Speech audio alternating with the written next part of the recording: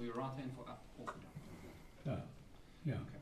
So the most important thing that I always tell my clients, which is now obviously not applicable because we short a transformer, is that the lift has to stay on charge at all times without exception. If you plug it out and when you maybe rectify the plug so that it adapts to that plug, that's not a problem. If it's unplugged for about half an hour, that's not a problem. But anything longer than that, you start playing with the longevity of the batteries. Yeah, what are you going to do? Because we get a lot of power cuts there, you know. Yes, that's not a problem. If you do have power cuts, the chair has got a hibernation mode programmed into it, so it actually switches the batteries off by itself. Oh, right. Yes.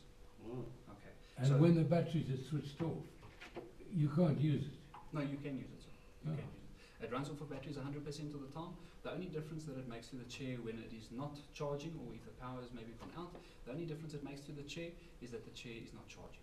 But functionally, it affects it absolutely in no way. Oh, I see. Yeah. So rule number one, it has to stay on charge. Now there are 3 ways that you can disable the chair from the charger. First of all, if you stop it short of the charge point, so typically if the transformer is now installed, coming all the way down it won't beep, there won't be a sound. But let's say for instance you've jumped off too soon, it will beep like this to you, sir, along with the code A1. Now you don't have to memorize all of the codes now, it is in the book, so if you do wonder about that in the future, you can just refer to the book. But I'll just go through the basic codes with you now as well. Yeah. So we're going to press down and hold all the way down. Yeah. When it gets to the bottom, It automatically stops on the charge point. Now, should the transformer be installed, there will be no sound being made. The only thing, it will be silent, and the code on the display will be a C1 or a C4. Your C codes are telling you that it's busy charging. yeah. Okay. So typically, as I said, it would now be silent. The second way that it cannot be on charge is if you switch the black button off, as I have done now, Why was it going beep beep? because it's not getting a charge, sir.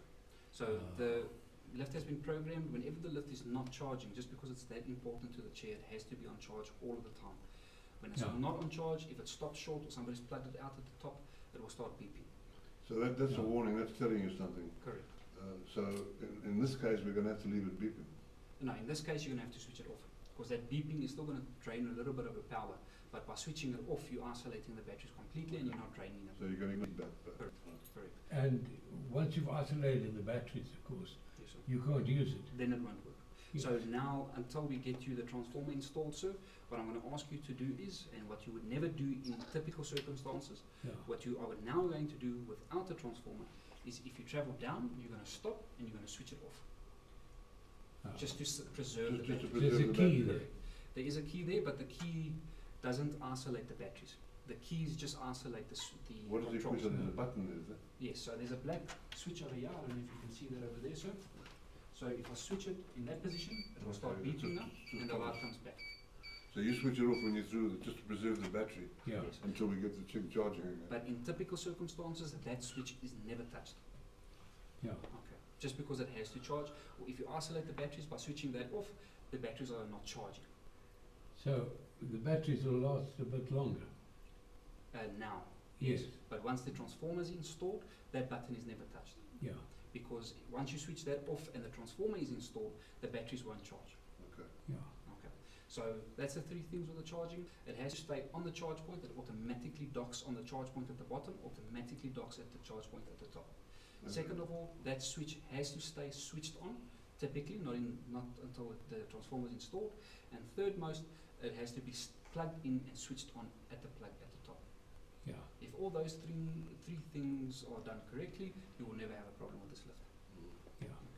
So in normal use, you leave that switch on because it's going to be feeding you information It's going to be and, feeding you power. and making the contact up there. Correct. So there's no reason to switch that off other than to preserve the battery in these circumstances. In these circumstances, but once the transformer is installed, that button is never touched. You just leave Because it there's on. no need to preserve the batteries because it will always be charging. You leave it Yeah. on. You leave it on. Yeah. Okay. Then, How long will the batteries last? well now, sir, average? I check. Well, on average, sir, if you have a full charge and the power goes off, you're looking at a rail length like this. You're looking at least about 10 trips up and 10 trips down. Ah. Yes, sir. Typically, should the power go off. Hell, that's not much. Well, if you look at it, sir, you have, if you're coming up and down once or twice a day, you'll maybe come up and down once or twice a day. So then you maybe have 3, 4, 5 days out of the full charge. Oh, I see. Yes, sir. Yeah. Yes, sir. But that's because you're saying the batteries are not being recharged. If they're being recharged, that's a different story. Yeah. Oh, but if that's when the power goes off. But when the batteries are being recharged, Indefinite. then it's indefinite. Then Yeah. it's indefinite. Yeah. And these batteries, how often do you have to replace them? Just to give you an idea, sir, we had a lady in Pretoria, and she had this lift installed. It was never serviced once, where we recommend it should be serviced once a year. She never had us out for one call out, one breakdown. She called us after 8 years, and the only thing that needed replacing was the batteries. So, Yeah. So that's quite reliable. Yeah. yes. So if you keep it on charge and the batteries are constantly charged, you're looking at about 8 years lifespan, more or less. Yeah. But And will Colin come and service it once a year? that you have to discuss with Colin, sir. Oh, I see. Yes. Yes. Yes, sir. Unfortunately, us from South Africa, we're just doing installation for Colin, and then more than that, unfortunately, we're not involved. Yeah. What does the service entail? Is it a certain amount of greasing or? Okay, so that brings me to my next point. The next most important point is the day-to-day maintenance on the rail. No grease, no oil, Nothing. no detergents. You're going to wipe down the rail, and the only place where you're going to wipe it down is on the rounded parts. Not touching the gears, not oiling the gears, not greasing the gears. And you wipe that down with a damp cloth, only water, about once or twice a week, Just depending on how much dust you have. Dust, that's from dust, right? Yes. But Yeah. coming back to the question about what the service entails, basically we go through all bearings, we clean the rollers, because that's actually what has contact with the rail, so that gets quite dirty, so it just leaves your rail dirty. Going through all of the torque settings, tightening everything up basically. That's basically what the service So how often? Once? We, as a manufacturer, we recommend once a year, sir. Oh, yeah, that's easy. So this lady in Pretoria went 8 years without anybody touching. Without a service, without a breakdown, untouched. by Not the to be manufacturer. recommended, Not recommended, but it just gives you an idea of how reliable this Yeah, chain is. yeah. Yeah. Because there is so little that can go wrong. So little does go wrong. Yeah. Okay, what are those two paddles on the sides? Okay, so I'm going to demonstrate it for you here at the bottom, sir, but I'm going to demonstrate it at the top as well. But it's just easier to demonstrate at the bottom. Okay. So as you also asked earlier, sir, so what we're going to do is, when we do get to the top, our foot is going to be level with the top riser. So then what we're going to do is we're going to press down either on this lever or on this one. It's interlinked, so it doesn't matter. So we're going to press down and we're going to walk ourselves out. So then we're going to be getting out looking in that direction instead of looking in that direction, which is a lot safer looking that way. Yeah. So that's not motorized. That movement is not motorized. That's not motorized at Okay. all. And all you're doing is unlocking it by doing that. Correct. So if we want to, the chair can lock at 45 degrees and at 90 degrees. So if we want to lock at 45 degrees, whatever's most convenient to you, sir, we press down, we swing out, we let go of the pedal, and then we will listen for the click. Stop at the first click. That's 45. Yeah. Now we know it's locked. If we want to go to 90, all we do is we press down on the lever, past 90 degrees, let go of the lever, and then once again we listen for the click. Yeah. Okay. Are you going to be okay with turning that with your feet like that? Oh, yes, yeah. Just please do keep in mind, sir, if you do use the swivel function, it's just very important that you make sure that you listen for that click Yes. and make sure that it's locked. Because the Yeah. danger lies, let's say for instance it's locked at 90 and you're busy getting out or you're busy reversing into the chair and it's not locked Yeah. properly and the chair swings out You could fall out. and you could start rolling down the stairs. Yeah. Yeah. So just make sure that the chair is locked in the position and it is firmly locked. And the nice thing about this position is, firstly, it's locked mechanically, and then secondly, it's locked electronically. So let's say, for instance, you're busy reversing in, you have grandchildren, or somebody's busy playing with a remote at the bottom, the chair will not move. Yeah. Or if you bump the button by accident, whilst you're busy reversing or getting out, the chair will not move. Yeah. It has to be in the 0 degree position, if I can put it that way, before it will move. It's got to be in the click. It has to be clicked in, yes, sir. Yeah. Yes. Okay. Okay. Then just to get back to the toggle, sir, so you can use either side for up or for down. Then just also keep in mind underneath the bottom side, we have a small micro switch over there. What switch? A micro switch, sir. Okay. Okay. You'll notice that there is not one on the top side, simply because with this arm up, the chair is completely disabled. So you can't roll upwards, but you can fall downwards. So with this arm up, it will still work, but with this arm up, it will not work. So that's a micro switch, yeah? Correct, sir.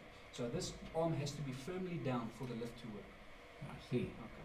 If Yeah. this arm is in the up position, the chair will not respond. Is that because of the micro switch? Correct, yes, sir. So that basically disables it on the toggle switches. Yeah. But now let's say for instance you and your wife are using the lift, you have travelled up and your wife is still stranded downstairs, and you folded everything up neatly so that other people can use the stairs. Yeah. So with the arms in the upright position, the chair will still respond on the remotes, Oh, will it? but they just won't respond on the toggle switches. Okay. So, Yeah. yeah. Okay. Where the remotes? The remotes are over there, sir. I'll demonstrate that to you now. Okay. Okay. Yeah. So then I explained the on and off switch to you, sir. Then we have the on and off key. So it's basically an ignition key. So basically how it works is if I can rotate the key and remove it and walk away with the key, now I know that the lift is disabled. Once again, like an ignition key, if I can stick it in, turn it again, and not remove the key, now we know that the lift is in the on position. Yeah. Then the lift will work. How many keys? We supply you with 2 keys, sir. Okay.